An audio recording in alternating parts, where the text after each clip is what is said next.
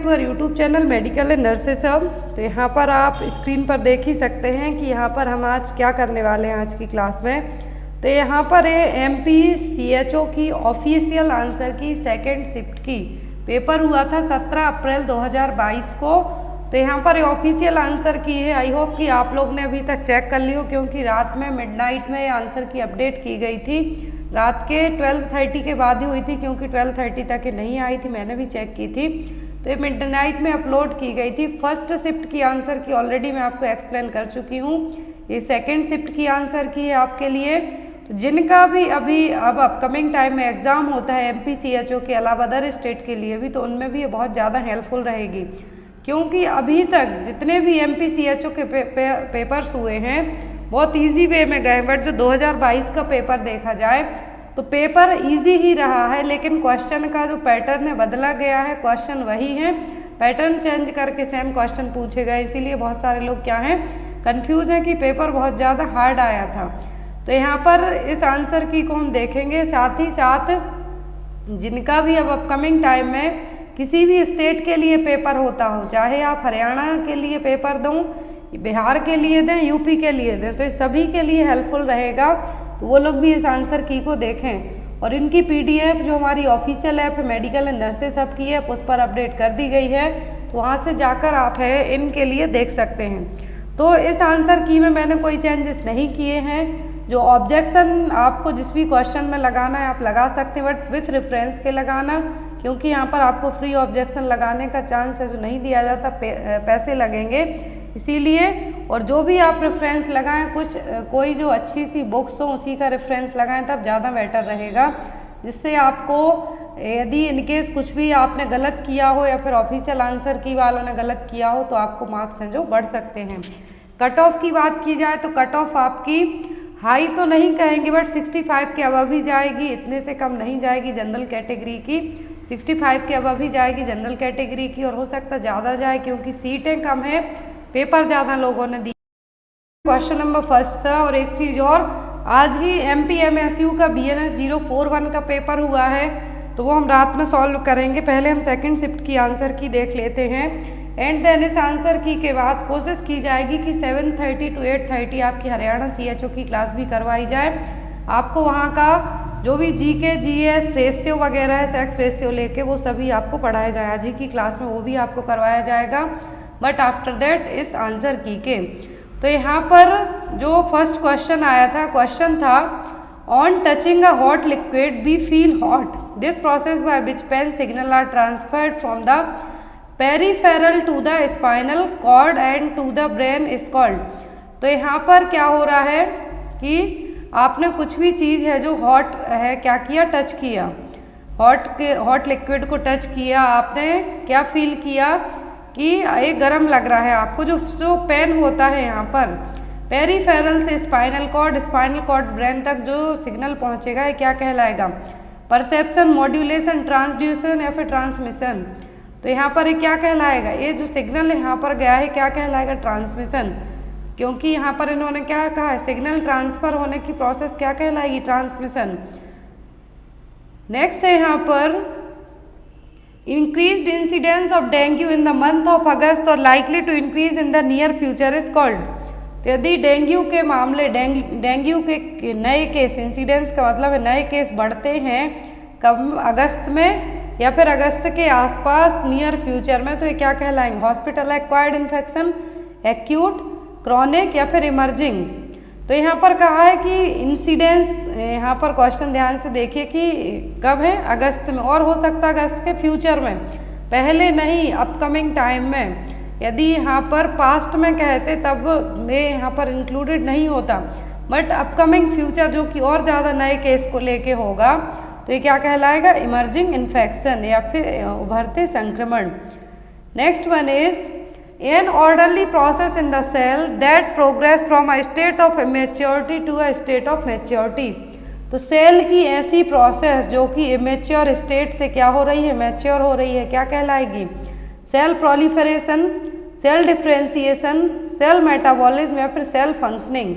तो यहाँ पर क्या कहलाएगी, सेल जब इमेच्योरिटी स्टेट से मैच्योर स्टेट में जा रही है तो क्या है, सेल डिफ्रेंसिएशन। क्या कहलाएगा ये? Cell differentiation. Next one is a man suffered much injuries from a road traffic accident. The process that is important in minimizing his blood loss when various injured body structure is called। तो यहाँ पर road traffic accident का patient है, हमें उसमें blood loss को minimise करना है। तो ये जिस भी पार्ट से ब्लड लॉस हो रहा है तो उसको हम क्या कहेंगे? होम्योस्टेसिस, हीमोस्टेसिस, हीमोलाइसिस या फिर एरिथ्रोपोइसिस। तो यहाँ पर जो बॉडी से ब्लीडिंग को हमें मिनिमाइज करने की प्रोसेस करनी है पूरी, ये क्या कहलाएगा? ये कहलाएगा हीमोस्टेसिस। क्या कहलाएगा? हीमोस्टेसिस। नेक्स्ट है यहाँ पर which of the following connective tissue performs transportation, regulation and protection in the body. तो यहाँ पर कौन से कनेक्टिव टिश्यू हैं? क्वेश्चन ध्यान से देखिए। कनेक्टिव टिश्यू जो कि ट्रांसपोर्ट करने का, रेगुलेट करने का और प्रोटेक्ट करने का काम करते हैं बॉडी में, कौन से हैं? ब्लड, बोन, कार्टिलेज या फिर एडिपोज टिश्यू। तो यहाँ पर कनेक्टिव टिश्यू कौन से हैं? तो ये आपको फर्स्टली पता होना चाहिए। तो इनमें से जो कनेक्टिव टिश्यू हैं वो क्या हैं? ब्लड, जो कि क्या करते हैं? ट्रांसपोर्ट का काम करते हैं, रेगुलेट का काम करते हैं और प्रोटेक्ट करने का काम करते हैं। तो यहाँ पर ये क्या हो जाएगा आपका answer? Blood. Next one is an endocrine hormone that directly affect electrolyte production, erythrocyte production include all except. तो यहाँ पर erythrocyte that means red blood carb cells के प्रोडक्शन के लिए जो एंडोक्राइन हार्मोन डायरेक्टली अफेक्ट करेंगे वो सब हैं, किसी एक को छोड़कर। ऑप्शन में है थायरॉक्सिन, टेस्टोस्टेरोन, कॉर्टिकोस्टेरॉइड या फिर ग्रोथ हार्मोन। तो जो हार्मोन अफेक्ट नहीं करेगा एरिथ्रोसाइट प्रोडक्शन के लिए वो कौन सा है? तो ग्रोथ हार्मोन। कॉर्टिकोस्टेरॉइड, टेस्टोस्टेरोन और थायरॉक्सिन अलग अलग तरीके से अफेक्ट कर सकते हैं बट ग्रोथ हार्मोन नहीं करेगा। Next one is which of the following is located in the medulla of the kidney. तो किडनी के मेडुला में क्या हुआ? Glomerulus, Bowman's capsule, loop of Henle या फिर प्रॉक्सिमल ट्यूब्यूल। तो medulla of the kidney, medulla of the kidney में क्या रहेगा? Loop of Henley. पार्ट सभी हैं किडनी के लेकिन यहाँ पर इंटरनल ऑर्गन कहे हैं तो वो क्या है? मेडुला ऑफ द किडनी में loop of Henley. Next one is the pineal gland is composed of. तो पिनियल ग्लैंड किससे बनी होती है? स्टेरॉइड सेंसिटिव सेल से, पिनियलोसाइट सेल से, फोटोसेंसिटिव सेल से या फिर स्टेरॉइड रेसिस्टिव सेल से। तो जो पिनियल ग्लैंड है, पिनियल ग्रंथि है, किससे बनी होती है? बनी होती है पिनियलोसाइट सेल से। किससे? पिनियलोसाइट सेल्स से। Next one is the structural and functional unit between two neurons is. तो स्ट्रक्चरल और फंक्शनल यूनिट क्या है? दो न्यूरॉन्स के बीच की। ग्लियल सेल, सिनाप्स, न्यूरोट्रांसमीटर या फिर नोड्स ऑफ रेनवियर। तो स्ट्रक्चरल और फंक्शनल यूनिट कौन है? दो न्यूरॉन्स के बीच के, तो वो है synapses. Next one is when deoxygenated blood enters the systematic arterial circulation. तो यहाँ पर क्वेश्चन है कि जब डीऑक्सीजनेटेड ब्लड एंटर करता है सिस्टमिक आर्टेरियल सर्कुलेशन में, in which of the following disorder results in cyanosis from deoxygenated blood. तो यहाँ पर कौन सी कंडीशन में क्या होगा? साइनोसिस होगा डीऑक्सीजनेटेड ब्लड के कारण। अओर्टिक स्टोनिसिस में कोआरेक्शन ऑफ अओर्टा, पेटेंट डक्टस आर्टेरियोसिस या फिर टेराटोलॉजी ऑफ फैलेट। तो यहाँ पर नॉर्मली जो डीऑक्सीजनेटेड ब्लड एंटर होता है सिस्टमिक आर्टेरियल सर्कुलेशन में, तो यहाँ पर क्या है? Circulation cyanosis. लेकिन एक इस कंडीशन में डीऑक्सीजनेटेड ब्लड से साइनोसिस होगा तो ये होगा टेराटोलॉजी ऑफ फैलेट में, जिसमें टोटल 4 डिसीज इंक्लूडेड रहेंगी उसमें। Next one is a 2-year-old boy is admitted in the pediatric medicine ward with fever and diagnosed an urinary tract infection of the following organism is the most common cause of UTI in children। तो simple question है, 2 साल के बच्चे में UTI है तो UTI का most common cause क्या है बच्चों में? स्यूडोमोनास, इकोलाई, स्ट्रेप्टोकोकस या फिर स्टेफाइलोकोकस। तो कौन है? तो इकोलाई। बच्चों में जो मोस्ट कॉमन कॉज है यूटीआई के लिए वो क्या है? इकोलाई। इवन बड़ों में भी यही मेन रीजन है यूटीआई के लिए। Next one is a full term newborn did not pass meconium in the first 24 hour, in which disease condition will this occur. तो कौन सी कंडीशन में यदि बच्चा डिलीवर हुआ है, full term neonate after 37 week के बाद डिलीवर हुआ है और उसने पहले 24 घंटे तक मेकोनियम का मतलब है बेबी का first passing stool, pass out नहीं किया है उसने, तो उसको कौन सी कंडीशन हो सकती है? इंटरसेप्शन, सीलियक डिसीज, हिरस्प्रिंग्स डिसीज या फिर एब्डोमिनल वॉल डिफेक्ट। तो उसको जो कंडीशन हो सकती है उसको हम क्या कहेंगे? हिरस्प्रिंग्स डिसीज और मेगाकोलोन, जिसमें बेबी क्या करेगा 24 आवर तक, फर्स्ट 24 आवर तक क्या रहेगा, क्योंकि जो गैंग्लियोनिक सेल्स है वो क्या रहेंगी? एब्सेंट होंगी, जिसके कारण बेबी का जो फर्स्ट पासिंग स्टूल है वो पास नहीं हो पाएगा। तो उसको हम क्या कहेंगे? Hirschsprung's disease, megacolon. Next one is while performing physical examination of the newborn, testes could not be palpated in the scrotum. The failure of the testes to descend normally through the inguinal canal is called. तो अब लोग जो भी लोग paper देख के आए उन्होंने इतना बड़ा क्वेश्चन पढ़ा कि भाई 2 लाइन का क्वेश्चन है, यहाँ पर कहा कि पालपेट किया तो स्क्रोटम में क्या है? टेस्टिस नहीं मिले। तो अब यहाँ पर आपने यहाँ तक तो समझ में आ गया। फिर इसके बाद की लाइन में लिखा है the failure of testis to descend. तो failure of testis to descend के लिए हम क्या कहेंगे? ये कंडीशन क्या कहलाती है? क्रिप्टोर्चिडिज्म। क्या कहलाती है? Cryptorchidism. Next one is the method to be followed while administering 2 live vaccine at any given time is. तो ये क्वेश्चन भी आया था जो फर्स्ट शिफ्ट हुई थी उसमें, कि मेथड कौन सी है 2 लाइव वैक्सीन को एक ही टाइम में देने की? Mix both and give as 1 shot, administer both simultaneously at different site, administer both at 1 day interval या फिर administer both at 3 days interval. तो 2 लाइव वैक्सीन को हम कैसे देंगे? तो 2 लाइव वैक्सीन सिमुल्टेनियसली एक ही दिन है जो, लेकिन आप अलग अलग साइट पर दे सकते हैं। 2 अलग अलग डिफरेंट साइट पर आप 2 लाइव वैक्सीन एडमिनिस्टर कर सकते हैं। Next is pneumococcal vaccine is a. Pneumococcal vaccine क्या है? सब यूनिट, प्रोटीन वैक्सीन, कॉन्जुगेटेड या रिकॉम्बिनेंट। तो ये क्वेश्चन फर्स्ट शिफ्ट में भी आया है। तो किस टाइप की वैक्सीन है? Conjugated vaccine. Next one is which of the following is a rapid reaction of anaphylactic type in a person receiving N immunoglobulin. तो यहाँ पर रैपिड रिएक्शन कौन सा होगा एनाफिलैक्टिक टाइप का, यदि आपने कोई इम्यूनोग्लोबुलिन रिसीव किया है तो? पेन, स्टेराइल एब्सेस, राइगर्स या फिर क्राई। तो यहाँ पर आपका फर्स्ट रिएक्शन क्या होगा? रिगोरस या फिर rigors. Next one is by manual deworming of adolescent is done with which of the following. तो बाई एनुअल का मतलब है कि साल में 2 बार, साल में 2 बार जो डिवॉर्मिंग एजेंट्स दिए जाते हैं बच्चों में एडोलेसेंट एज ग्रुप में, इनका क्या डोज है? Mebendazole 100 milligram, albendazole 100 milligram, mebendazole 100 milligram या फिर एल्बेंडाजोल 400 मिलीग्राम। तो बाई एनुअल जो डिवॉर्मिंग होता है कृमिनाशक जिसको हम कहते हैं, तो वो साल में 2 बार दिया जाता है। तो डोज कितना है एडल्ट के लिए? एल्बेंडाजोल का 400 mg। कितना है? Albendazole 400 mg। Next one is eating disorder in adolescent that is characterized with refusal to maintain a minimal normal body weight. तो कौन सा ऐसा जो यहाँ पर कहा है कि एक ईटिंग डिसऑर्डर है जिसमें एडोलेसेंट क्या कहेगा? खाने को क्या कहेगा कि उसको ईटिंग डिसऑर्डर है तो वो खाना खाने से मना करेगा जिससे उसका बॉडी वेट क्या रहे? नॉर्मल रहे। वो सभी हैं किसी एक को छोड़कर। तो यहाँ पर ईटिंग डिसऑर्डर सब हैं किसी एक को छोड़कर, जिसमें बॉडी बैलेंस मेंटेन करना है। Bulimia nervosa, anorexia, binge eating या फिर पाइका। तो यहाँ पर बुलिमिया, एनोरेक्सिया, बाइंज ईटिंग ये सभी क्या हैं? जो कि ईटिंग डिसऑर्डर है। पाइका भी है लेकिन इसमें वेट लॉस के लिए नहीं, इसमें पर्सन जो नॉन ईटेबल थिंग्स है, दीवार चाटना, खाना, मिट्टी खाना, ये सब आएगा। तो ये क्या है? पाइका अलग है, जो कि यहाँ पर आप बॉडी वेट को मेंटेन करने के लिए कुछ भी इसमें नहीं खाते। Next one is a 25-year-old man use condom, which method of contraception does he follows. तो यहाँ पर आपको बताना है कॉन्डोम किस टाइप की कॉन्ट्रासेप्टिव मेथड है? टर्मिनल, बैरियर, हार्मोनल या फिर केमिकल। इजी क्वेश्चन आए हैं और आप लोग कह रहे हैं कि बहुत कठिन पेपर आया है। सिंपल सा क्वेश्चन है कि 25 साल का ओल्ड मैन है, कॉन्डोम यूज़ करता है, तो ये क्या है? ये बैरियर मेथड। कौन सी मेथड है? Barrier method. Next one is post coital contraception is obtained by using which of the following pill. तो इनमें से पोस्ट कॉइटल कॉन्ट्रासेप्शन के बाद है जो कौन सी पिल है?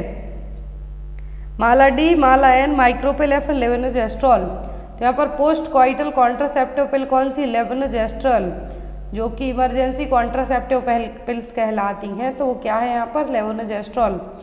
Next one is which of the following is oral abortifacient, तो इनमें से कौन सा है जो ओरल जो अवॉर्ड करने की मेडिसिन है, लेवोनोजेस्ट्रॉल, मिफेप्रेस्टोन, इथेनॉइल एस्ट्रॉइडल या फिर मालाएन। तो लेवोनोजेस्ट्रॉल, इथेनॉइल एस्ट्रॉइडल और मालाएन ये क्या है, ये जो कि कॉन्ट्रासेप्टिव मेथड्स हैं, बट जो मिफेप्रेस्टोन है ये क्या है यहाँ पर ओरल एबॉर्टिफिशिएंट का मतलब है अवॉर्ड करने वाली medicine.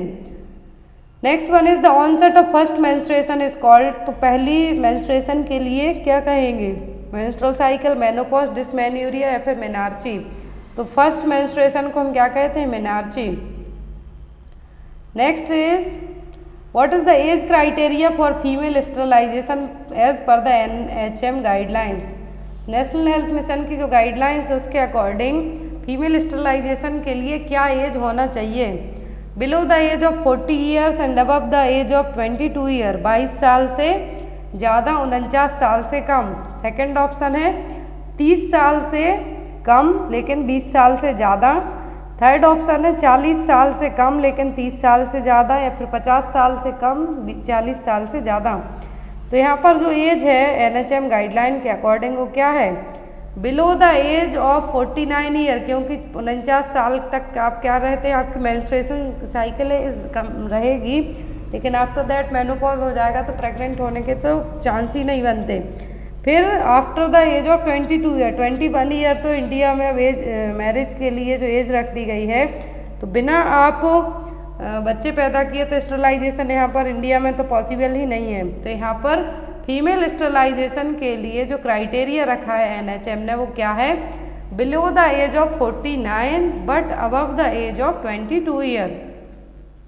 Next one is before recommending oral contraceptive for family planning to a 26-year-old women, the community health officer as a CHO would look for sign and symptom of which of the following.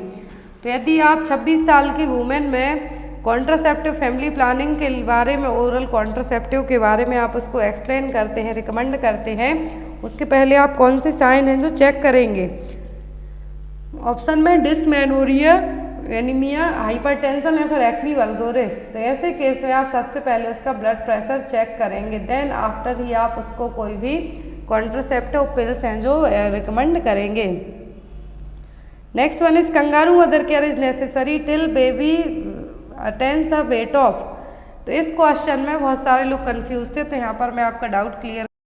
यहाँ पर kangaroo mother care necessary till baby attains a weight of. अब इस question में और last time paper हुआ था 2021 में, तो उस आंसर की में क्वेश्चन पूछा था कि कंगारू मदर केयर है जो कब तक दी जानी चाहिए, कब दे सकते हैं। तो जब बच्चे का कब दे सकते हैं, तो जब बच्चे का वेट 2.5 किलो से कम हो। लेकिन यहाँ पर कहा है कि kangaroo mother care is necessary till baby attains a weight of. तो यदि कहते हैं कि कब देनी चाहिए, तब हम 2.5 kg से कम, और ऑप्शन में 2000 ग्राम है, तब हम उसको मार्क करेंगे।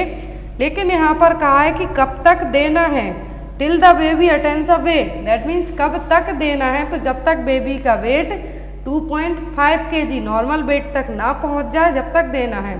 यदि कब से स्टार्ट करना है, तो 2 kg से, जिनका वजन 2.5 kg से कम है तो उन सभी में देना है। लेकिन कब तक देना है, जब तक उनका वजन 2.5 kg कवर ना कर ले। तो यहाँ पर क्वेश्चन है कि KMC जो कंगारू मदर केयर है, till baby attains a weight of, तो ये कब तक देते रहना है, जब तक बेबी का वेट 2500 ग्राम ना हो जाए तब तक। आई होप आपको ये दोनों चीज़ें क्लियर हो गई हो कि कब देना है और कब तक देना है। Next one is program deal with training health personnel in basic newborn care and resuscitation. तो कौन सा प्रोग्राम है जिसमें health personnel, basic newborn care और रिससिटेशन के बारे में बताया जाता है। RKS के राष्ट्रीय किशोर स्वास्थ्य कार्यक्रम, राष्ट्रीय बाल स्वास्थ्य कार्यक्रम, राष्ट्रीय सुरक्षित मातृत्व अभियान या फिर नवजात शिशु सुरक्षा कार्यक्रम। तो इस प्रोग्राम का नाम क्या है, नवजात शिशु सुरक्षा कार्यक्रम, जो कि बेसिक न्यूबॉर्न केयर और रिससिटेशन के बारे में रिलेट करेगा, डील करेगा इससे। नेक्स्ट है following vaccine are given at the time of birth except. तो BCG, OPV and hepatitis B दिया जाता है।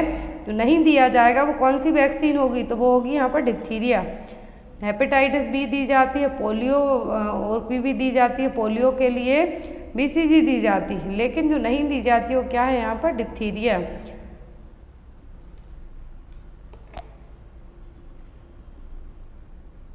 नेक्स्ट क्वेश्चन है यहाँ पर, A child is said to be fully immunized if child receive all due vaccine as per national immunization schedule within which year of age।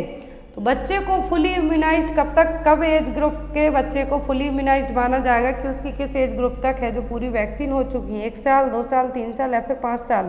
तो 1 साल तक यहाँ पर फुली इम्यूनाइज्ड यदि कहा जाता है as per national immunisation schedule के, तो कब तक, 1 ईयर तक। Next one is, during pregnancy gaseous exchange occurs to and from the foetus, this process is called. तो प्रेगनेंसी में गैसियस एक्सचेंज होता है फीटस और मदर के बीच में, तो ये क्या कहलाएगा, ऑस्मोसिस, रिवर्स ऑस्मोसिस, डिफ्यूजन या फिर कंडक्शन। ये कहलाता है डिफ्यूजन। क्या कहलाएगा, diffusion. Next one is, during delivery the overlapping of the skull bone of a newborn, this is called as. तो डिलीवरी के बाद जो न्यूबॉर्न के जो स्कल में बोन्स होती हैं उनमें क्या हो जाती है, ओवरलैपिंग हो जाती है, एक के ऊपर एक चढ़ जाना जिसको हम कहें, तो ये क्या कहलाएगा, ऑसिफिकेशन, मोल्डिंग, प्रोट्रूबेंस या फिर फॉन्टेनेल्स। तो ये कहलाता है मोल्डिंग। क्या कहलाएगा, मोल्डिंग, जिसमें स्कल बोन्स है जो न्यूबॉर्न बेबी की ओवरलैपिंग देखने को मिलती है, तो ये क्या कहलाएगा, moulding. Next one is the muscular wall of the uterus is. तो यूट्रस की मस्कुलर वॉल कौन सी है, पेरीमेट्रियम, मायोमेट्रियम, एंडोमेट्रियम या फिर एक्टोमेट्रियम। तो जो यहाँ पर यूट्रस की मस्कुलर वॉल है वो कौन सी है, वो है मायोमेट्रियम।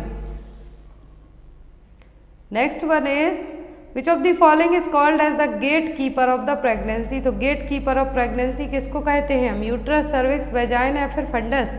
तो किसको कहेंगे हम, सर्विक्स को गेट कीपर है। जो क्यों कहेंगे, क्योंकि सर्विक्स सोर्स है जो क्या हो जाती है, क्लोज हो जाती है प्रेगनेंसी में। तो यहाँ पर गेट कीपर ऑफ प्रेगनेंसी किसको कहा गया है, सर्विक्स को। Next one is, during antenatal period the blood volume of the women. तो एंटीनेटल पीरियड में ब्लड वॉल्यूम घटता है कि बढ़ता है, ऑप्शन में increase, decrease, remains the same या फिर decrease with gestation. Blood volume क्या होता है, बढ़ता है। क्या रहेगा, प्रेगनेंसी के एंटीनेटल पीरियड में ब्लड वॉल्यूम बढ़ेगा।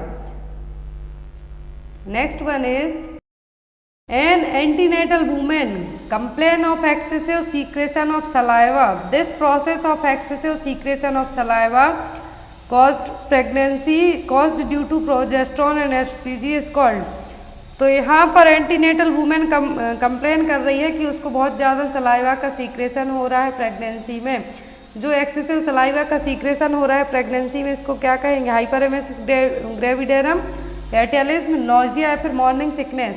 तो क्या कहलाएगी, ये कहलाएगी पैटियलिज्म, जो कि प्रोजेस्टेरोन और एचसीजी हार्मोन के लेवल के बढ़ने के कारण हो रही है। नेक्स्ट है यहाँ पर, a 5th time pregnant women comes to the antenatal OPD, which of the following is an appropriate term that can be classified as the pregnancy stage. तो यहाँ पर 5th मंथ की प्रेगनेंसी में कोई वुमेन एंटीनेटल ओपीडी आई है, तो उसकी pregnancy state को आप कैसे है जो डिस्क्राइब करेंगे, मल्टीपैरा, मल्टीग्रेविडा, ग्रांड मल्टीपैरा, फिर ग्रांड मल्टीग्रेविडा। तो 5th टाइम प्रेग्नेंट है, 5वीं बार प्रेग्नेंट है जो महिला एंटीनेटल ओपीडी आई है, ऑलरेडी उसकी 4 बार प्रेगनेंसी हो चुकी है, तो क्या कहलाएगी, ग्रांड मल्टीग्रेविडा। क्या कहलाएगी, ग्रांड मल्टीग्रेविडा। यहाँ पर आपका आंसर क्या होगा, मल्टीग्रेविडा हम कब कहते हैं, जब 2nd टाइम होता, बट यहाँ पर 5th टाइम है तो हम इसको क्या कहेंगे, grand multigravida. Next one is question number 36, an antenatal women had rupture of membrane at 34 weeks and does not progress to the labour, finding reveals the oligohydramnios, which of the following possible infection can occur. तो oligohydramnios में क्या होगा, जो alpha feto protein index है वो क्या होगा, amniotic fluid index से क्या होगा, कम होगा। तो ओलिगोहाइड्रोमनियास में एमनियोटिक फ्लूइड की कमी होगी। तो जब 34 वीक्स में ही मेम्ब्रेन रप्चर हो गई है, कौन सा इन्फेक्शन होने के चांसेस ज़्यादा होंगे, पेरिटोनाइटिस, एसाइटिस कोरियो एमनाइटिस या फिर यूटीआई। तो सबसे ज़्यादा चांसेस होंगे वो क्या होंगे, chorioamnionitis. Next one is the 38 week of gestational mother with cardiac disease delivered by normal vaginal delivery, which of the following medicine has to be administered after the birth of placenta to avoid systemic hypertension and prevent the haemorrhage. तो यहाँ पर 38 week की जो gestational mother है, cardiac disease है साथ में उसको, उसने नॉर्मल वेजाइनल डिलीवरी से बेबी को जन्म दिया है, तो उसको कौन सी मेडिसिन देंगे जिससे प्लेसेंटा का जो क्या होगा, डिलीवर होगा जिस टाइम पर, तो सिस्टमिक हाइपोटेंशन और ब्लीडिंग से हम उसको प्रिवेंट कर सकते हैं। तो ऑप्शन में प्रोजेस्टेरोन, प्रोस्टाग्लैंडिन, ऑक्सीटोसिन या फिर विटामिन के। सिंपल सा क्वेश्चन है यहाँ पर, पीपीएच को कैसे प्रिवेंट करेंगे, पीपीएच को कैसे प्रिवेंट करना है, क्योंकि उस लेडी के लिए ऑलरेडी क्या है, उस लेडी में हमें सिस्टमिक हाइपोटेंशन और हेमरेज को प्रिवेंट करना है। तो कैसे प्रिवेंट करेंगे हम यहाँ पर, तो हम उसको ऑक्सीटोसिन दे के प्रिवेंट कर सकते हैं।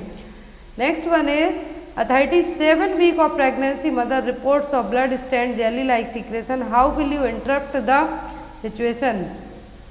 तो यहाँ पर 37 वीक की प्रेगनेंसी में वुमेन कंप्लेन करती है कि जेली लाइक सीक्रेशन हो रहा है। तो क्या है, women in early labour, women is having UTI in second stage of labour या फिर थर्ड स्टेज ऑफ लेबर। तो blood stained jelly like secretion हो रहा है, तो वुमेन क्या है यहाँ पर अर्ली लेबर की सिचुएशन में, जो कि ब्लड शो देखने को मिल रहा है, जो कि जेली लाइक सीक्रेशन जिसको हम कहेंगे, तो क्या है, शो, ब्लडी शो, जो कि क्या है, वुमेन अर्ली लेबर की स्टेज में है।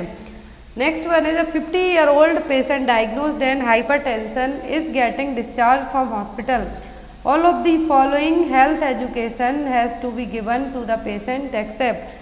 तो हाइपरटेंशन के पेशेंट के लिए 50 साल के पेशेंट को रिसेंट में डिस्चार्ज किया गया है।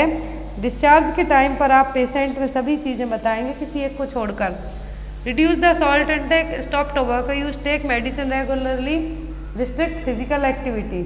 तो यहाँ पर आप सब बताएंगे, लेकिन फिजिकल एक्टिविटी उसकी स्टॉप नहीं करवाएंगे, इवन आप उसको समझाएंगे कि आप अपनी proper day to day exercise कीजिए। Next one is while using a metered dose inhaler MDI, all of the following has to be followed except।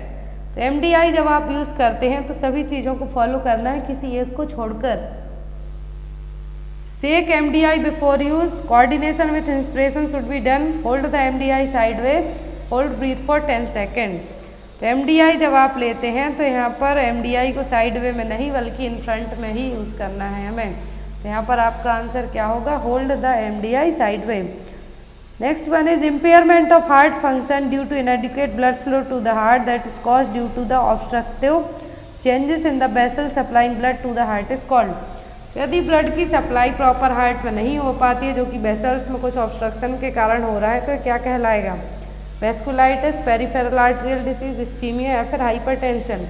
तो ये क्या कहलाएगा, ये कहलाएगा यहाँ पर इस्चीमिया, क्योंकि कुछ ऑब्स्ट्रक्शन हो रहा है जिसके कारण प्रॉपर ब्लड की सप्लाई है जो हार्ट तक नहीं हो पा रही है। तो इसके लिए हम क्या कहेंगे यहाँ पर, ischaemia, sorry ischaemia. Next one is a 45-year-old man had symptom of polydipsia polyphagia comes to the diabetic clinic, which of the following level of person indicate that he is diabetic।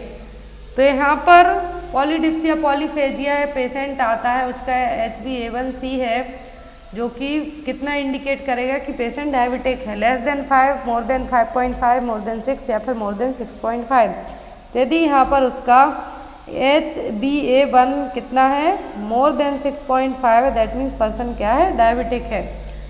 Next one is which of the following is characteristic of varicella zoster virus. तो varicella zoster virus कैसा है, cold sensitive, heat liable, immutable या फिर transmitted by Culex mosquito. Zoster virus का क्या है, heat level है। यहाँ पर जो फीचर है इसका वो क्या है, वेरिसेला जूस्टर का, it's a heat liable. Next one is the reservoir of infection of measles is. Reservoir कौन है, एनिमल्स, बर्ड, ह्यूमन या फिर फिश। मीजल्स का रिजर्वर कौन है, ह्यूमन।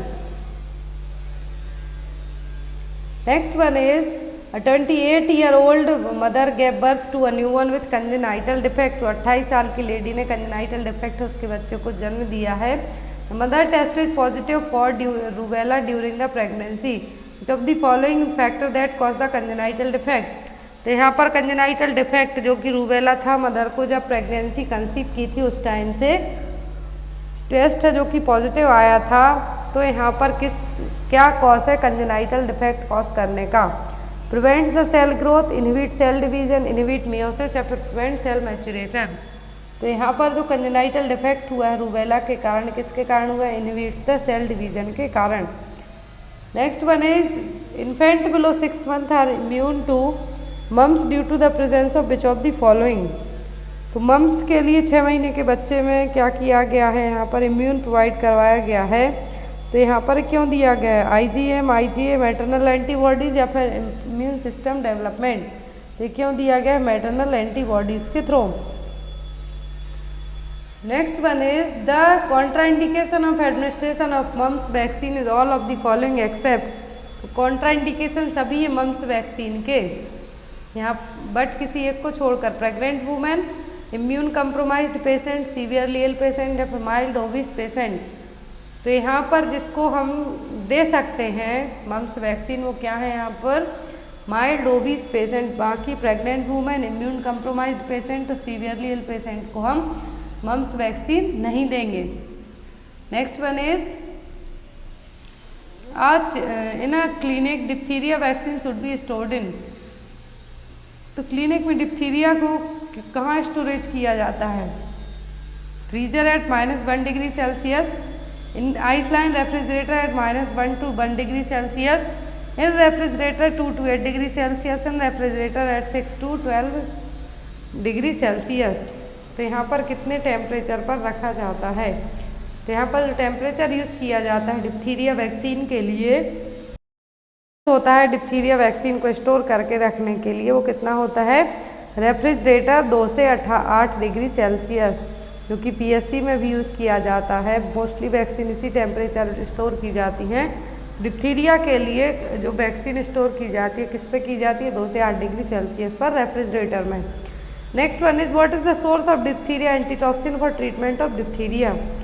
तो सोर्स क्या है डिप्थीरिया का जो एंटीटॉक्सिन बनाया जाता है डिप्थीरिया को ट्रीट करने के लिए? ऑप्शन में पिग, बॉबिन, हॉर्स या फिर ह्यूमन। तो डिप्थीरिया का जो एंटीटॉक्सिन बनता है वैक्सीन के लिए वो किससे बनता है? वो बनता है हॉर्स से। किससे? घोड़े से। Next is in measles Koplik spots are seen in. Measles में कॉप्लेक स्पॉट्स कब देखने को मिलते हैं? प्रोड्रोमल पीरियड में, कन्वल्जेंट पीरियड में, इंक्यूबेशन पीरियड में, फिर इरप्टिव पीरियड में। मीजल्स में जो कॉप्लेक स्पॉट देखने को मिलते हैं कब? प्रोड्रोमल पीरियड में। Next one is which of the following medicine use to prevent transmission of HIV from infected mother to the newborn baby. तो न्यूबॉर्न में हम कैसे है जो मदर यदि पॉजिटिव है HIV तो उसको हम प्रिवेंट कर सकते हैं ट्रांसमिट होने से? लेविंडिविन, नेविरापाइन, नेफिरापाइन या फिर जिडोविडिन। तो यहाँ पर हम कैसे प्रिवेंट कर सकते हैं? नेविरापाइन से। Next one is bronchiolitis is commonly seen in which age group. तो ये सबको पता है, लेस देन 2 ईयर, जिन बच्चों की एज 2 साल से कम होती है उनमें क्राउ और जो ब्रोंकियोलाइटिस उसके होने के चांसेस ज़्यादा होते हैं। Next one is which of the following type of cancer affects bone, ligaments and muscles. तो बोन्स, लिगामेंट और मसल्स को कौन सा इन्फेक्शन है जो कि अफेक्ट करेगा? सार्कोमा, ल्यूकेमिया, लिम्फोमा या फिर कार्सिनोमा। तो जो इन्फेक्शन यहाँ पर अफेक्ट करता है, कैंसर करेगा बोन, लिगामेंट और मसल्स के लिए, वो कौन सा कैंसर कहलाता है? वो कहलाता है सार्कोमा। नेक्स्ट है यहाँ पर which of the following symptom is most characteristic patient with the lung disease. Lung cancer का यहाँ पर कॉमन साइन कौन सा है? Air hunger, exertion dyspnoea, cough with night sweat या फिर persistent changing the cough. Lung cancer का जो यहाँ पर कारण है वो cough with the night sweat. क्या है यहाँ पर लंग कैंसर का कारण? खांसी आना और क्या होना? रात में पसीना आना। Next is which statement about diabetes mellitus is false. तो DM को लेके कौन सा स्टेटमेंट यहाँ पर गलत है? Type 1 diabetes is treated primarily with exercise and meal planning. Type 2 commonly occurs in adult age 40.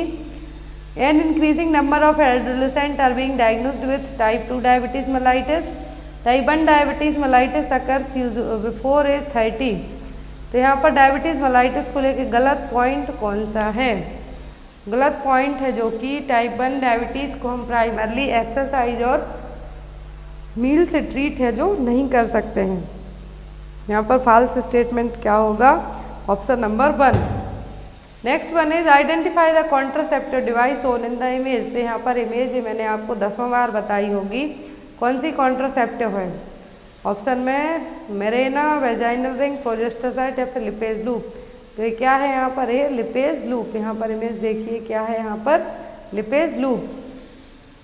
Next one is tuberculosis surveillance system called for both government and private health care facilities is called. Government और private health facilities में एक tuberculosis surveillance system है, सुमन, मुस्कान या फिर RNTCP। तो यहाँ पर उसका नाम क्या है? निश्चय। निश्चय सुमन दोनों आ चुके हैं आपके। फर्स्ट में सुमन आया था, सेकंड में निश्चय। तो यहाँ पर क्या है? प्राइवेट हेल्थ केयर फैसिलिटीज़ हैं ट्यूबरक्लोसिस के लिए, तो उसका जो इनिशिएटिव लिया गया है उसका नाम क्या है यहाँ पर? निश्चय।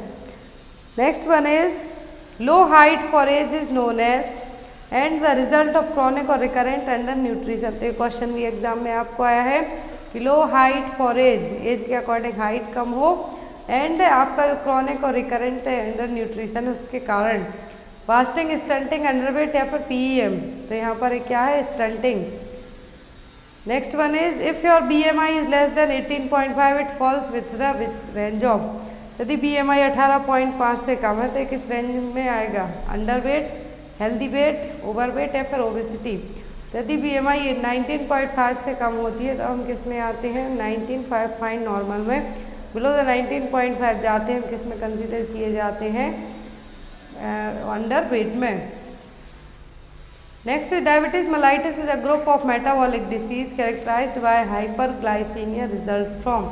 तो यहाँ पर डायबिटीज मेलाइटिस एक मेटाबॉलिक डिसीज है जिसके सिम्टम है हाइपरग्लाइसीमिया के। यहाँ पर सिम्टम क्या है? Insulin secretion, insulin deficiency, insulin excess या फिर ईटिंग एक्सेस शुगर।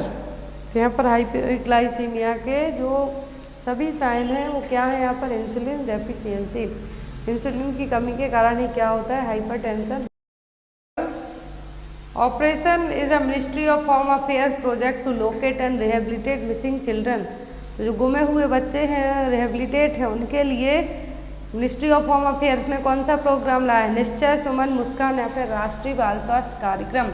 प्रोग्राम आया उसका नाम क्या है यहाँ पर? मुस्कान। क्या नाम है यहाँ पर? Muskan. Next is use of gloves, mask and gown for providing care for the all patient to prevent contaminated blood from blood and other body fluids is called as. तो यदि हमें जो पेशेंट है उनको हमें बचाना है तो हम उनकी केयर करते टाइम जो ग्लव्स, गाउन, मास्क पहनते हैं उनको क्या करते हैं? प्रॉपर तरीके से कंटामिनेटेड करने के लिए रखते हैं। तो क्या कहलाएगा? एयरबोर्न प्रिकॉशन, बैरियर, ड्रॉपलेट या कॉन्टैक्ट। तो ये कहलाता है बैरियर प्रिकॉशन। क्या कहलाएगा? Barrier precaution. Next one is to obtain consent for surgery from patient the nurse should initially. यदि पेशेंट की सर्जरी के पहले कंसेंट साइन किया जाता है तो यहाँ पर है कि नर्स आपको क्या करना है? पहले कंसेंट साइन करवाएंगे, वो किससे करवाएंगे हम? Evaluate where the patient knowledge is sufficient to give the sentence sorry consent. तो यहाँ पर आपको ये चीज़ पता करनी है कि पेशेंट को जो हमने कॉन्सेंट दिया है वो उसने प्रॉपर तरीके से पढ़कर साइन किया है या नहीं। नेक्स्ट है यहाँ पर question number 64, a single rescuer CPR for a child 12 year of age, compression ventilation ratio should be. CPR में वेंटिलेशन रेशियो है जो पूछा है, तो क्या 15/2, 13/2, 10/2 या फिर 3/2। जो यहाँ पर रेशियो निकल के आता है वो क्या है? वो है 30/2। Next is a patient comes to the emergency unconscious, the doctor plans to intubate and start mechanical ventilation for the patient, which of the following should be given first while the intubating. तो intubation के लिए सबसे पहले क्या देंगे हम? ET tube, laryngoscope, atropine या फिर सिलेट। यहाँ पर सबसे पहले आप क्या देंगे? लैरिंगोस्कोप। लैरिंगोस्कोप से हम क्या करेंगे? लैरिंग्स को पूरा विजुलाइज करने की कोशिश करेंगे। Next one is inflammation and reddish discolouration at the intravenous cannula site indicate. तो यहाँ पर इन्फ्लामेशन और रेडिश डिस्कलरेशन होना आईवी कैनुला साइट पर क्या है? ऑप्शन में infiltration, IV line in situ, subluxation या फिर लैंडलिंग। तो यहाँ पर टर्म यूज़ किया जाएगा, उसके लिए हम क्या कहेंगे? इन्फिल्ट्रेशन। नेक्स्ट है यहाँ पर preterm newborn infant is being monitored for respiratory distress syndrome by a community health officer which assessment symptom would alert the nurse to likelihood of this syndrome. तो यहाँ पर क्वेश्चन है कि पेशेंट यदि respiratory distress syndrome post term newborn baby है, infant है, उसमें respiratory distress syndrome के साइन है जो देखने को मिले हैं। तो यहाँ पर कौन से वो साइन है जिनको हमने ऑब्जर्व किया है? Tachypnoea, retraction, presence of barrel chest, hypotension and bradycardia, फिर एक्रोनेमस या फिर ग्रंटिंग। तो यहाँ पर जो टर्म यूज होगा वो क्या होगा? टेकिपनिया और retraction. Next is the normal axillary temperature of newborn between which range. तो न्यूबॉर्न बेबी का एक्सिलरी टेम्परेचर कितना होता है? होता है 36.6 to 37.5, sorry 436.6 degree to 37.4 degree तक क्या है? Normal axillary temperature newborn baby का। Next one is you are assigned with blood pressure monitoring of patient in your ward. Which of the following proper contraindicate for applying cuff for BP monitoring on right arm. Right arm में blood pressure का cuff हम क्यों नहीं लगा सकते हैं? Patient with increase line on right side, patient underwent right mastectomy, patient has arteriovenous fistula on right arm, या फिर patient with saturation probe connected on right limb. तो यहाँ पर कौन सा पॉइंट है जो आप यहाँ पर अपनाएंगे? तो वो है यहाँ पर right with saturation probe connected to on right rub. Next is which is a fibrous connective tissue that attach muscle to bone. तो मसल से बोन तक अटैच करने का काम कौन करता है? लिगामेंट, कार्टिलेज, टेंडन्स या फिर कोलेजन। तो मसल्स को बोन तक अटैच करने का काम कौन करता है? Tendons. Next one is which of the following part of the human brain has a centre for controlling breathing as well as the sleep wake cycle. तो ब्रीदिंग और स्लीप वेक साइकिल को कौन पार्ट कंट्रोल करता है? Medulla oblongata, cerebrum, cerebellum या फिर none of these. तो कौन कंट्रोल करता है? Medulla oblongata. Next one is the Sanjay Sarovar project. Sanjay Sarovar project किस नदी पर है? बेतवा, नर्मदा, माही या फिर वैनगंगा। तो बाणगंगा है लास्ट ऑप्शन में। तो किस नदी पर है? तो ये बाणगंगा नदी पर Sanjay Sarovar project. Next is which of the following was the theme selected for World Patient Safety Day 2021। World Patient Safety Day 2021 की क्या थीम थी? Safe elder health, safe mental health, safe adolescent health, safe maternal newborn care. तो 2021 की जो World Patient Day की theme थी वो क्या थी? Self maternal and newborn care. Next one is which of the following date is observed as population pneumonia day. तो population विश्व पॉपुलेशन निमोनिया कब मनाते हैं? तो हम मनाते हैं हर साल का नवंबर 12 को। 12 नवंबर को हम हर साल विश्व निमोनिया दिवस के रूप में सेलिब्रेट करते हैं। Next one is question number 75 who is the current minister of rural development. तो क्वेश्चन फर्स्ट शिफ्ट में भी आया है। तो फर्स्ट शिफ्ट में रूरल डेवलपमेंट के जो मिनिस्टर हैं वो कौन है? श्री गिरिराज सिंह। नेक्स्ट है यहाँ पर आपको डांस फॉर्मेट बताए हैं और इनको मैच करना। ये भी मैंने आपको कहा था एग्जाम के 2 दिन पहले कि अलग अलग स्टेट के डांस फॉर्मेट और उन स्टेट का नाम आपको याद रखना है। तो भरतनाट्यम, भरतनाट्यम कहाँ का है? तो भरतनाट्यम कहाँ का है? तमिलनाडु का। फिर आता है कथक। कथक कहाँ का है? कथक है आंध्र प्रदेश का। कुचिपुड़ी, कुचिपुड़ी किस स्टेट का राज्य है? सॉरी किस स्टेट का डांस है? तो यहाँ पर आपको बताना है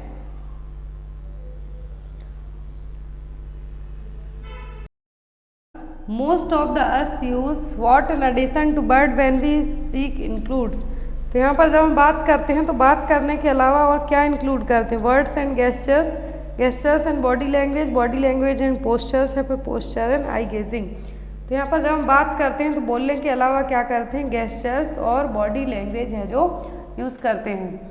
next one is the unclarified assumption in communication can lead to what and what. यदि अजम्पशन आते हैं कम्युनिकेशन में तब क्या होगा, प्रीमेच्योर इवैल्यूएशन, पुअर लिसनिंग होगी, लैक ऑफ प्लानिंग और फिजिकल बैरियर्स होंगे, इन्फॉर्मेशन ओवरलोड, सिलेक्टिव परसेप्शन होगा, कन्फ्यूजन और मिसअंडरस्टैंडिंग होगी। तो यहाँ पर जो आपका आंसर होगा वो क्या होगा, अनक्लैरिफाइड अजम्पशन, मतलब जो चीज़ें आपको क्लियर नहीं हो पा रही हो कम्युनिकेशन प्रोसेस में आप हैं, तो यहाँ पर कन्फ्यूजन होगा, साथ ही साथ मिसअंडरस्टैंडिंग भी देखने को मिलेगी। यहाँ पर आंसर होगा आपका 4th।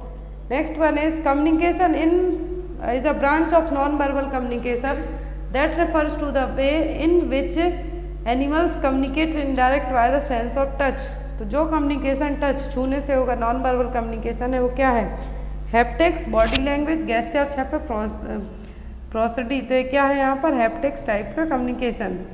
Next one is all are physical barrier of communication except. तो फिजिकल बैरियर सभी हैं किसी एक को छोड़कर, noise, attention, climate, faulty device. तो फिजिकल बैरियर्स में क्या आएगा, अटेंशन, फिजिकल बैरियर्स है जो कम्युनिकेशन में नहीं आएगा कि ये फिजिकल बैरियर्स नहीं है। Next one is when communication enhance the interaction of learner it is. जब कम्युनिकेशन प्रोसेस जो लर्नर है, सीखने वाले की अंदर से जो इच्छा होती है उसको बढ़ाएगा, तो उसको हम क्या कहेंगे, फिजियोलॉजिकल, साइकोलॉजिकल, आर्टिस्टिक या फिर ट्रांजिएंट। तो क्या कहलाएगा, साइकोलॉजिकल है जो लर्निंग कहलाएगी, जब आपके अंदर से ही कुछ सीखने की ललक हो, इच्छा हो उसको। नेक्स्ट वन है, जब 14 year old child is diagnosed in chronic pyelonephritis which of the following condition can develop secondary to the disease condition. तो क्रॉनिक पायलोनेफ्राइटिस के साथ और क्या हो सकता है, ब्लाइंडनेस, डीफनेस, हाइपरटेंशन या फिर कंजेनाइटल हार्ट डिसीज। तो क्रॉनिक पायलोनेफ्राइटिस के साथ और क्या हो सकता है, हाइपरटेंशन, ब्लड प्रेशर है जो हाई हो सकता है। Next is which of the following is administered a supplement by adolescent health programme. तो एडोलेसेंट हेल्थ प्रोग्राम के अंदर क्या देते हैं हम, calcium, albendazole, iron and folic acid या फिर जिंक सप्लीमेंट। तो एडोलेसेंट हेल्थ प्रोग्राम के अंदर हम कौन से सप्लीमेंट्स देते हैं, आयरन एंड फॉलिक एसिड को एडमिनिस्टर करते हैं। Next one is under integrated child development services the target beneficiaries are all except. तो ICDS के सभी बेनिफिशियर्स हैं किसी एक को छोड़कर, children below 6 year, pregnant lactating mother, women in the age group of 15 to 45, both adolescent girls and boys. तो adolescent के जो बेनिफिशियर्स नहीं है वो क्या है, both adolescent girls and boys, ये WFA प्रोग्राम के हैं। Next is identify the logo towards a new down. ये कौन सा लोगो है, ऑप्शन में किशोर शक्ति योजना, मिशन परिवार विकास, शिशु विकास योजना है फिर नन ऑफ दीज। तो यहाँ पर एक बच्चा बना है और मदर बनी है, तो ये कौन सा प्रोग्राम है, तो ये यहाँ पर किशोरी शक्ति योजना, दो है जो योजना यहाँ पर जो योजना बताई गई है कौन सी है, Kishori Shakti Yojana. Next is which of the following schemes और program comes under ministry of women and child development except. सभी program ministry of women and child development में आते हैं किसी एक को छोड़कर, उज्ज्वला, एनीमिया मुक्त भारत, ICDS या फिर पोषण अभियान। तो जो ministry of women and child development में नहीं आते हैं वो इनमें से क्या है, एनीमिया मुक्त Bharat, AMB। Next is under प्रधानमंत्री सुरक्षित मातृत्व अभियान, safe motherhood initiative focus on women in which trimester of pregnancy. सुरक्षित मातृत्व अभियान के तहत सेफ मदरहुड के लिए क्या किस ट्राइमेस्टर में इनिशिएट लिए जाते हैं, सेकेंड और थर्ड ट्राइमेस्टर ऑफ प्रेगनेंसी में। Next one is which of the following yojana emphasize on setting up new institute like AIIMS and upgradation of existing government medical college institution. तो किस योजना के तहत हम एम्स को और other educational medical college institute को अपग्रेड करेंगे, प्रधानमंत्री जन आरोग्य योजना, प्रधानमंत्री जन धन योजना, भारतीय जन औषधि योजना या फिर प्रधानमंत्री स्वास्थ्य सुरक्षा योजना। तो प्रधानमंत्री स्वास्थ्य सुरक्षा योजना के तहत जो एम्स हैं और जो अदर गवर्नमेंट के एग्जिस्टिंग मेडिकल कॉलेज उनको हम क्या करेंगे, अपग्रेड करेंगे और अच्छे से वहाँ पर जो भी काम होते होंगे तो किस योजना के तहत होंगे, प्रधानमंत्री Swasthya Suraksha Yojana. Next is what is the criteria for classifying the states as low performing state. LPS state और HPS स्टेट के लिए जननी सुरक्षा योजना कैसी है। तो ये दोनों के लिए बेस्ड ऑन इंस्टीट्यूशनल डिलीवरी के रेट है। क्या है यहाँ पर? दोनों के लिए लो परफॉर्मिंग स्टेट और हाई परफॉर्मिंग स्टेट मैंने आपको पढ़ाए हैं। तो किसके लिए? Based on institutional delivery. Janani Suraksha Yojana में मैटरनल मॉर्टेलिटी और मॉर्बिडिटी को हम कैसे कम करेंगे? जो इंस्टीट्यूशनल डिलीवरी है उसको लेके। यहाँ पर आपका आंसर क्या होगा? Based on the institutional delivery. Next, identify the device. तो यहाँ पर आपको डिवाइस दिख रही है, इसका नाम बताइए क्या है? नैप डाइल्यूटर, ह्यूमिडिफायर, स्पेसर है, फिर मॉइस्चराइज होल्डर। तो यहाँ पर जो डिवाइस है क्या है? यहाँ पर है स्पेसर।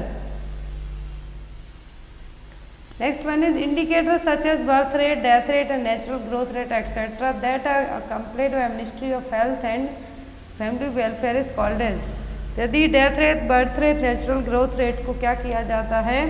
इंडिकेट किया जाता है। तो मिनिस्ट्री में किस टाइप के लिए है? पॉपुलेशन स्टैटिक्स है, वाइटल, एसेंशियल है, फिर डेमोग्राफिक स्टैटिक्स।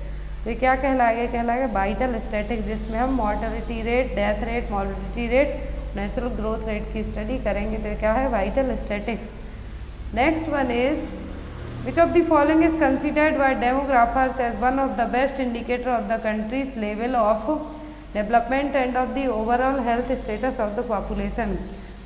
डेमोग्राफिक डेटा के अकॉर्डिंग जो बेस्ट कंट्रीज है वहाँ का जो डेवलपमेंटल टास्क है, ओवरऑल हेल्थ स्टेशन है पॉपुलेशन का, वो किससे करेंगे हम? लिटरेसी रेट से, reproduction rate, life expectancy rate या फिर सेक्स रेट से होते हैं। तो हम ये किससे करेंगे फाइंड आउट? पूरा हम करेंगे लाइफ एक्सपेक्टेंसी रेट से। नेक्स्ट है question number 93। The number of death under 1 year of age occurring among the live birth in a given geographical area during a given year as per 1000 live birth. तो क्या है? यहाँ पर definition दी हुई है एक। तो ये क्या है? तो यहाँ पर जो डेफिनेशन दी है किसकी? इन्फेंट मॉर्टेलिटी की। फर्स्ट शिफ्ट में मैटरनल मॉर्टेलिटी रेट पूछा है, सेकंड में इन्फेंट मॉर्टेलिटी रेट पूछा है। Next is if 100 infant death are recorded in place where there are 4000 live birth in that year of the infant rate will be. तो यहाँ पर आपको इन्फेंट मॉर्टेलिटी रेट निकालना है। तो कैसे निकलेगी? तो आएगी यहाँ पर 25। Next one is the sample registration scheme is the main source of information on. तो जो SRS डेटा आता है किस टाइप की इंफॉर्मेशन है? मॉर्बिडिटी रेट की, फर्टिलिटी रेट की, मॉर्टेलिटी या फिर birth rate and death rate. तो जो यहाँ पर SRS डेटा कलेक्ट करता है हर 6 महीने में, तो किसका? Birth rate and death rate का। Next one is in a given population the number of death due to cancer per 100 total death is called. तो यदि किसी एरिया में पॉपुलेशन है वहाँ पर 100 डेथ होती हैं, वो भी 100 कैंसर के कारण होती हैं, तो ये क्या है? Case fatality, proportional mortality, crude death rate या फिर सर्वाइवल रेट। तो यहाँ पर proportional mortality ratio. Next is the number of new cases occurring in defined population during a specified period of time. Useful action to control disease, to minimise the population, to assess the mortality rate, to meet the sanitary needs. तो यहाँ पर हमें ऐसे case में क्या करना है? Disease को ही कंट्रोल करना है, क्योंकि ये क्या स्पेसिफाइड पीरियड में किसी टारगेट ग्रुप में बसते। तो next one is which of the following programme is launch to reduce incidence mortality morbidity and disability due to burn injury. तो बर्न के लिए एक प्रोग्राम आया था, बर्न इंजरी के इंसिडेंस मॉर्टेलिटी मॉर्बिडिटी को प्रिवेंट करने के लिए, कम करने के लिए। तो क्या हुआ? National programme for prevention of burn injury. क्या है? National programme for prevention of burn injury. Next one is disease control measures are generally directed at all of the following except. Disease control measure सभी directly किसी एक को छोड़कर, eliminating the reservoir, eliminating the vector, eliminating the host या फिर interrupting mode of transmission. तो यहाँ पर आप क्या होस्ट को तो एलिमिनेट नहीं कर सकते। मान लीजिए मुझे या फिर आपको किसी को भी इन्फेक्शन होता है, तो जो वायरस है उसको आप रोक सकते हैं, रिजर्वर को रोक सकते हैं, मोड ऑफ ट्रांसमिशन को रोक सकते हैं, बट जो होस्ट है उसको एलिमिनेट नहीं कर सकते। नेक्स्ट और लास्ट क्वेश्चन है, इसमें आपको मैच करना है क्वेश्चन। तो यहाँ पर है कि कोरोनरी आर्टरी डिसीज किससे फाइंड आउट करेंगे? ECG से। फिर आता है डायबिटीज़ मेलाइटिस HbA1c से। फिर आता है स्ट्रोक CT स्कैन से हम पता करेंगे। ब्रेस्ट कैंसर मैमोग्राफी से। तो आपका आंसर यहाँ पर क्या होगा? A। तो ये थी ऑफिशियल आंसर की MPCHO की 17 अप्रैल की शिफ्ट सेकेंड की। और जो आफ्टर दैट 2 क्लास रिमेनिंग है आज की, तो एक आज की जाएगी और एक कल मॉर्निंग में की जाएगी। तो जो आज इवनिंग में और नाइट में आपको की जाएगी उसमें हम जो हरियाणा CHO का पेपर उसके अकॉर्डिंग सिलेबस के अकॉर्डिंग टॉपिक जो रिमेनिंग रह गए थे हमने CHO पढ़ा था वो यहाँ पर कंप्लीट करवाए जाएंगे। Thank you for watching us. Bye bye. App को डाउनलोड कीजिए जहाँ से आप इसको PDF फॉर्मेट में भी देख सकते हैं जिन्होंने पेपर नहीं दिए हैं।